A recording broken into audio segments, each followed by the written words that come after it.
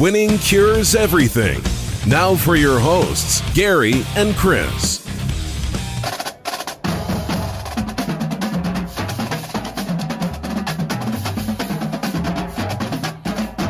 Welcome in, Winning Cures Everything. It is a special edition, Monday, November 29th edition of the show.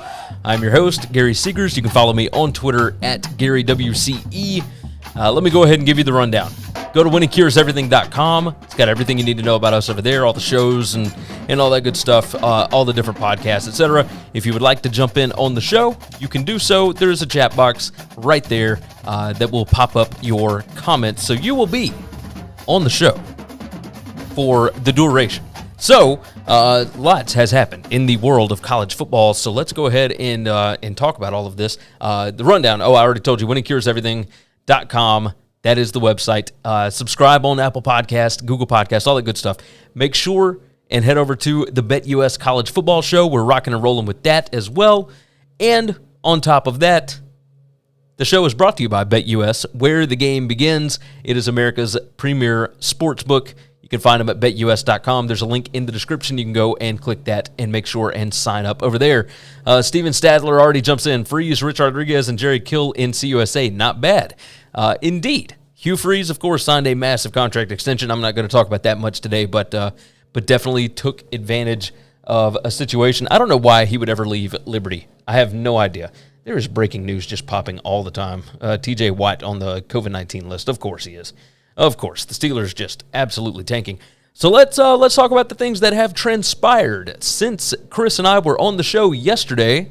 Again, anybody that's jumping in, jump into the chat. Would love to have you and your opinions on the show.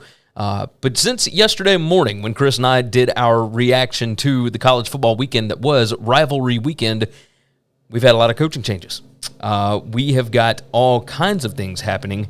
And we're not going to spend long on this today. Just felt like there was a lot of news. We still have games. We still have all sorts of stuff to discuss later on this week with the NFL, etc. So, first topic on the board, Bald Poke fan jumps in. I'm hearing Venables to OU. Is this true? We're going to get to that. We're going to start with Lincoln Riley. And good gracious, Lincoln Riley leaving Oklahoma for USC, and fantastic move. Incredible smokescreen by him and his PR people, whoever was involved with that, his agent, etc. Truth is, I'd sent out a tweet yesterday about this and said that Lincoln Riley didn't want any part of the SEC. Now, part of this, I have been told, is that he has been pushing things towards the AD, towards the school, things that they would need to improve heading into the SEC.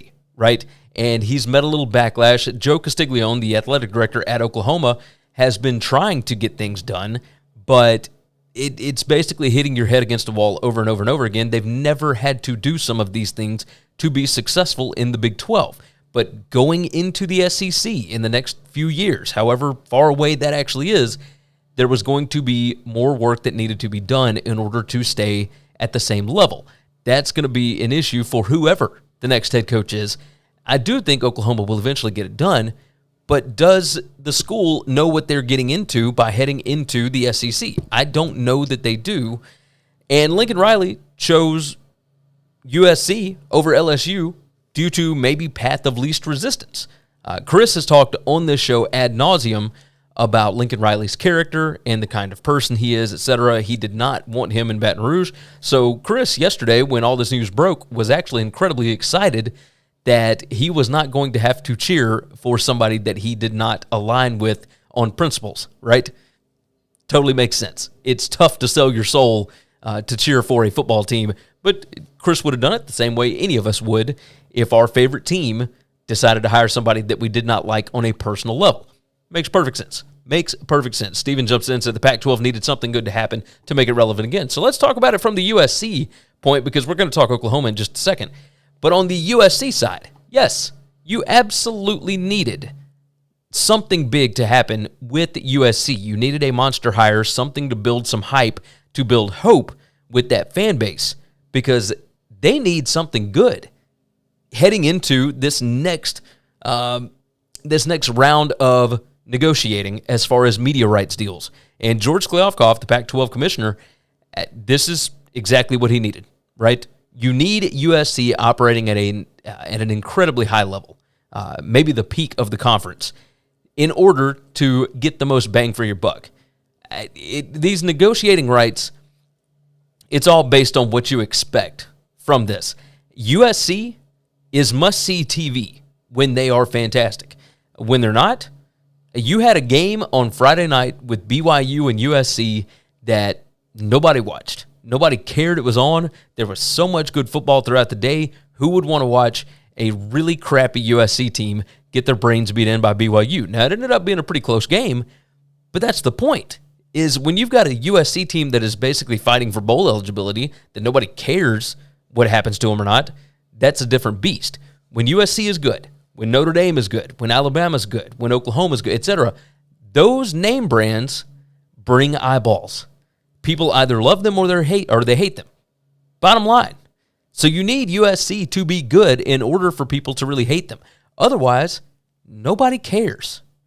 So the fact that they went out, spent the money, Mike Bone, kudos to the AD at USC. This is a major get, but it also lets me know that USC is ready to be serious about football going forward, and I'm excited about it. I'm excited that they are going to do something to put themselves back on the national radar. They needed to be able to compete with Mario Cristobal and Oregon. Who knows what's going to happen with Cristobal at this point? That was also a path of least resistance, but now that you've got somebody on the opposite division that might give you some trouble, Cristobal's got options. I mean, he is incredibly well respected across this country, and there are a lot of open jobs. So never say never. You know, he's got everything he could possibly want at Oregon, but who knows what is next coming for him. Let's move off of Lincoln Riley. Let's talk about the place that he just left. The Oklahoma coaching search is going to get really, really interesting. There are a ton of different options. BetOnline has got odds for the next Oklahoma head football coach. And the guy that I am already hearing that they have reached out to, that they are wanting, that I believe wants the job, is Brent Venables. His odds already are at plus 275. Now, these odds are worth about as much as the paper that I could write them down on. Like, this is an intern at whatever sports book that is putting them out, and the max bet you can put on it is like $25. They are not going to lose money on this deal. Bottom line. Nobody really knows what is happening with this, but the odds on this, Luke Fickell, plus 300, Bob Stoops, plus 425. Bob Stoops, of course, is the interim coach now. He's the one that retired, that allowed Lincoln Riley to take over the head coaching position. But Bob Stoops, Matt Campbell, the Iowa State coach, Josh Heupel, the Tennessee coach. Now, there is bad blood there. The relationship is just frigid. Like, there's no way that they are going to hire Heupel. Joe Castiglione was there when all that stuff happened, when Bob Stoops had to fire Heupel. Remember, Heupel was a quarterback at Oklahoma that did insanely well. But he was fired as OC because he wasn't doing a good job. So, is what it is on that. Jay Norvell, the Nevada coach, at plus 1,200. Alex Grinch, the defensive coordinator there at Oklahoma, that appears to be going with Lincoln Riley to USC. They're saying he's plus 1,200. Dave Aranda, the Baylor coach, plus 1,200. And Cliff Kingsbury, the Arizona Cardinals NFL head coach, at plus 1,400. That will not happen. Dave Aranda is re-upping with Baylor. Alex Grinch, I don't think he's ready for a job that big. Jay Norvell, I don't believe that is going to happen, but who knows? Mark Stoops, why would you want to go be in your brother's shadow? There's all kind of things there. Brent Venables appears to be the guy, and it's the guy that I would hire. You've been really successful by hiring coordinators that were ready for this position. Brent Venables has been waiting around forever. Why would he have taken any of these other jobs? Matt Miller jumps in. No, Dusty Dvorak just tweeted nothing is final for Venables. No, it's not final yet, but the job just came open yesterday. So I would imagine at some point here pretty soon, Venables will get done, but we'll see. We'll see what happens. So I don't think Matt said they have a press conference in 11 minutes, and that's perfectly fine. They will probably address the situation because I don't think they've gotten the chance to do that yet. So until I see otherwise, I'm going to believe that it would be Venables. I think that they are better set up in this position. LSU appears to be the ones that may have to restart. They may not know what they're doing, but we'll talk about them momentarily. So we'll move off of that. Let's talk for a minute about Billy Napier being hired at Florida. That one was big yesterday. Billy Napier appears to me to be a perfect hire for Florida. He understands recruiting. He understands the name of the game. He's worked with Saban and Dabo. He knows the recruiting blueprint. He is familiar with that area of the country. He was incredibly successful in close games, in blowouts, etc. The guy knows how to win, period. He's been over to the West Coast. He's been back over here. This is a great hire. Billy Napier is a smart head coach, and you hate to use the term home run because I think everybody used it with Tom Herman. Everybody has used it in the past with a bunch of these other coaches. The truth is you don't really know if the guy is a good fit for the school until he's there. So we'll know in about 2-3 years whether or not he is cut out for this gig. I would believe that he is. He has been waiting around for one of these. He turned down Auburn. He turned down South Carolina. He's turned down a multitude of jobs, waiting for the right one to open up. And he knew coming into this season that he was going to have a choice of different gigs that would be more suited to what he wants to do and places that will actually give him the things that he needs to be successful. That's the biggest thing when it comes to college football coaching. Let's see, Bald Poke fan said, whew, that was close. And Matt Miller said, if he doesn't take the job, they're going to go dumpster driving. Yes, indeed. So, yes, back to Billy Napier. Fantastic hire. I think it's genius. I think that LSU possibly missed out on a big-time hire here. I do not believe that they know anything that Florida doesn't as to why LSU would not have wanted to hire Billy Napier. The truth of the matter is LSU still dealing with a whole lot of stuff inside that athletic department, but also I don't think the administration was fully aligned. And you heard Scott Strickland talk about this quite a bit, about how, and this was in the press conference right after they fired Dan Mullen, everything was aligned. Everybody is in lockstep. Bring in the coach. He's going to be the voice. He's going to be the guy. That's exactly what Saban's got. I don't know that anybody's going to get in the way at Florida. I think this is perfect for him. I don't know that LSU has that set up. So we'll hit on LSU in just a minute. But yes, Florida, Billy Napier, absolutely fantastic job. We're waiting for his staff. We'll see what happens. Obviously, he's got a ball game this weekend, and then he'll be on his way down to Gainesville. We'll see what happens. But he's got to hire a staff, and that will be where you know whether or not he knows what he's doing.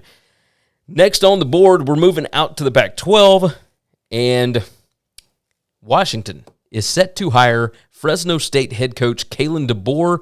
DeBoer has been successful basically everywhere he's been in a coordinator role and now as a head coach. He's been at Fresno for the last 2 seasons and been really, really good. Fresno has done awesome things this season. They're getting a good one here. Kalen DeBoer was the OC that really kind of transformed things at Indiana, and once he left, things kind of went back into the tank again, as you saw this season. They were able to keep things going last year after he left, but he came into Indiana, showed them what to do on the offensive side of the ball, and after that, they hired somebody that did not know how to keep that thing going. But DeBoer, under Jeff Tedford at Fresno State, they were incredible at their numbers against the spread, which lets you know how much better they were than expectations. They were absolutely rolling for 2 years, and then he left, and that program tanked, and Tedford ended up retiring, or resigning, or whatever you want to call it. But Tedford retired, and then DeBoer brought Indiana to new heights, and then he went back to Fresno State, and Indiana dropped off again, and now Fresno State is sitting on a 9-win season, and now he's going to be the Washington head coach. Washington going the exact opposite of what they did, right? They went with Jimmy Lake, who is known for defense, etc., was not able to get it done, and the offense had problems all season. Now you're going to go out and hire an offensive coach. This is what Chris has talked about on this show multiple times, about going the opposite of the way that you were going. You do something that did not work, i.e. hiring a defensive guy, so now you're going to go back the other direction. And I like it. I think DeBoer can be really successful. Washington had to make some kind of a change, some kind of a splash hire in order to be successful. And DeBoer knows what he's doing. He knows what he's doing. He knows that area of the country. I think he's going to be really successful. So we shall see with that. TCU. TCU is hiring Sonny Dykes. There is a press conference announced on Tuesday. There were some rumors, some notes here and there about the idea that Oklahoma might be interested in Sonny Dykes and that they might push this press conference back. I don't believe that is happening because SMU has already hired their coach. So we'll talk about that in just a minute. That's how quick this is moving, that TCU hasn't exactly announced their head coaching hire, and the coach behind them, or the school that he's leaving, has already hired their next coach and announced it before TCU even could. So TCU hiring Sonny Dykes, I am not a big fan of this. I have not liked what Sonny Dykes was able to do. He's a great offensive mastermind. Fantastic. Daniel jumps in and says, who are the coordinators for the Huskies? Who knows? Who knows? Yes, you're going to need a defensive coordinator, but the Kalen DeBoer stuff came out today. So give him time to hire his staff. I don't think you got to worry about the offensive side of the ball. You are going to have to worry about defense, and we'll see. We'll see. I mean, if Texas ends up making staff changes, you bring back Pete, we'll see what happens there. But I don't think you got to worry about that with Kalen. TCU hiring Sonny Dykes here, I don't like at all Sonny Dykes as a hire. He just has not been successful to the level of expectations that you would have for him. They started out this season 7-0, went 1-4 down the stretch. Another 8-4 season, hasn't won the AAC. It's not that you have to win a conference title. It's just give me something that shows a little bit of hope, right? I'm just not a fan of this. I think that Sonny Dykes is different than what TCU is. However, TCU has gone with a defensive guy forever. I also don't like the idea of hiring somebody from a rival school. Now, I know that TCU looks at themselves as higher and better than SMU, and they probably are a better program than SMU. But why hire the rival coach, right? Auburn did this with Bill Oliver back however long ago, where they hired him in as a defensive coordinator. That's a little bit of a different deal. When you are bringing in somebody from across town from a rival school to be the head guy, that just feels really weird. Really, really weird. But TCU has not had to do this in over 2 decades. So why would I expect that they would know what they're really doing when it comes to this? And the same thing with Oklahoma. Like, we'll see. We'll see what happens. But TCU, not a big fan of the Sonny Dykes hire. We'll see what they do with coordinators, et cetera. There's already talk about them bringing in some guys that were involved in all the Baylor stuff. Not obviously a fan of that, or at least some of the guys that were. You guys know my feelings on Art Briles and all that good stuff, but just a strange situation. Strange situation there. So moving over to SMU, let me write my times down so I can stamp all this stuff afterwards.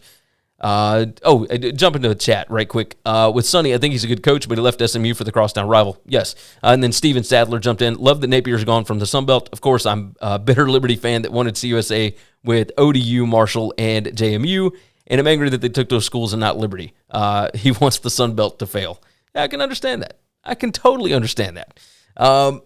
So, SMU, Sonny Dykes has not even officially been announced as the TCU coach, and SMU has already announced that they are hiring Rhett Lashlee, who is the Miami offensive coordinator. He was the offensive coordinator at SMU under Sonny Dykes for a couple of seasons. Rhett, of course, a Gus Malzahn guy, went up to Connecticut for one uneventful, unsuccessful season, came back down here with Sonny Dykes, did all this good stuff. I think it's a good fit if you want to keep the same thing rolling. SMU has no reason to believe that they should do anything differently right now. They've been successful. They have not won a conference title, but you get younger here, and you bring in somebody that knows the system, that understands the terrain with recruiting in that Dallas-Fort Worth area, and just in Texas in general, right? He already knows all the boosters. He already knows everybody involved. He already has shaken all the hands that he needs to. I think it's a good hire. If you're SMU, this is exactly what you want. Just keep the same thing going. No reason to stir up the apple cart, right? So just do what you're doing already, and Rhett Lashlee is that. Bring him in. Temple fired Rod Carey, who they brought in from Northern Illinois, defensive guy, just could not get it going. And it makes sense. Like this program, Rod Carey was the next one up, and it was a panic hire because they thought they had Manny Diaz. I take that back. They did have Manny Diaz. Temple had Manny Diaz signed, which is why Miami had to pay the buyout for him. But they also knew that they needed to get a head coach in there, and they panicked. And they hired Rod Carey, somebody that had success at Northern Illinois, but he did not understand the Pennsylvania area. He didn't understand how to win at Temple. And Temple, of course, being an AAC, that's a really good conference. You mess up. I mean, obviously he hasn't had a lot of time there, but Rod Carey has been really bad at Temple, and they would have continued to be bad. You got guys transferring out. You got a team that absolutely quit on him. That's not good for anybody involved. Not good for anybody involved. I don't have a clue who their next guy is. They have gone defense for basically every hire. Matt Rule, Jeff Collins, Manny Diaz, Rod Carey. Do they swap it up and change things up and see if they can be a commanding force in the AAC once Cincinnati, UCF, and whoever I'm missing leaves, Houston, once they leave the AAC? Can they do that? I don't know. I don't know what Temple wants to be or what they want to do. I think this is a good time for the AD there to kind of reset expectations and maybe just set this whole thing up differently. Find exactly what you want your identity to be as an athletic program, because the basketball program used to be really good. It used to be the bell cow, and that hasn't been good in a few years either. So find a way to shake this thing up, reset your expectations. I've got faith that Temple can get this done because they have in the past. But as you can see, one wrong hire, and it all goes up in smoke. So Temple firing Rod Carey, we will see what happens with them next. Jacksonville State is hiring Rich Rodriguez as their next head coach. Rich Rodriguez, of course, former Arizona head coach. He was most recently the UL Monroe offensive coordinator. Before that, he was the Ole Miss offensive coordinator under Matt Luke. He was the head coach at West Virginia, head coach unsuccessfully at Michigan. A lot of things there. A lot of things going on here with Rich Rod. He's a college football lifer. He's been doing this forever. He was at Tulane under Tommy Bowden, now he's working with Terry Bowden at ULM. ULM exceeded expectations this season. I think their over-under this year was 1.5, I believe, and they got to 4 or 5 wins this year, whatever it was. They did not get to a bowl game, but still, when your win total on the season is 1.5 and you squeak out 4 wins and you beat teams like Liberty, etc., yeah, that's a pretty good job there. But Rich Rodriguez, it's very funny. His wife, Rita, was widely hailed as the reason why he did not take the Alabama job way back when Nick Saban was hired as the head coach a few weeks later, a month later, whatever it was. And now, of course, she will be with him in Jacksonville, Alabama, which is completely different than Tuscaloosa, but definitely not as much fanfare. You won't get as much crap from the fan base at Jacksonville State. Jacksonville State, this one's a relatively, I say big one, but it's a relatively big one because they are making the transition here soon from FCS up to FBS. They will be involved in the new Conference USA and whatnot. So I'm curious about this. I'm curious what Rich Rodriguez will be able to do at a smaller level. We saw that he was able to have some success at ULM. Steven Sadler jumped in. Rodriguez is a great hire for what Jacksonville State could expect. Absolutely, I agree with you. Steven did jump in on the Temple subject, said, I did not like Temple in the AAC. I thought they should go lesser conference. But now that they've added historically weak teams like Charlotte, Rice, and North Texas, they may fit better than before. Absolutely. And that's not to say that in that Philadelphia area, because of that metro market, that they could not find a way to be successful again, much the same way that they were under Matt Rule. I mean, remember, this is a place that hosted game day. Like, Jeff Collins had a bunch of success there. Rod Carey just was not able to continue that.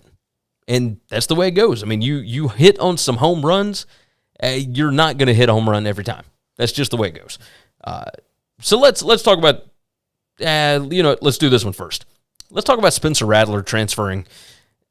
Obviously, no Lincoln Riley. It makes sense that he would leave, but it kind of made sense that he was going to leave anyway. But I got no idea where he goes. Obviously, he was a highly, highly ranked recruit coming out of high school, and he started to show flashes of brilliance towards the end of the 2020 season when Oklahoma was absolutely rolling people and they won another Big 12 title, then rolled Florida, or at least what was left of that Florida team, in the Cotton Bowl at the end of that season. But Spencer Rattler this season just could not get things going. You look at his numbers, and the completion percentage is great, picking up first downs, etc. There's a lot of things to like, but he could not throw the ball downfield, and I don't know how good he was at actually reading a defense and moving along his progressions. So what coach allows you, or what coach can develop you to teach you that better? I mean, there are odds on this already. Spencer Rattler's next team, if Lane Kiffin stays at Ole Miss plus 200, if Matt Corral goes to the NFL this year, I don't see any reason why that wouldn't work. Maybe you go to Tennessee with Josh Heupel. Maybe he can teach you how to play that position pretty well. There's a lot of different areas that you could go where you can be developed as a good quarterback. Do we know that Lincoln Riley can develop a quarterback? I don't know that we do, because we have seen we have seen guys transfer in there, but we haven't actually seen him develop a recruit yet. Spencer Rattler was his big-time number one quarterback recruit, and he didn't really develop him. So, he brought in Baker Mayfield and made him a little bit better. He brought in Kyler Murray, made him a little bit better, but those guys were already really good. And then Jalen Hurts comes in with only 1 year left, and he had success as well.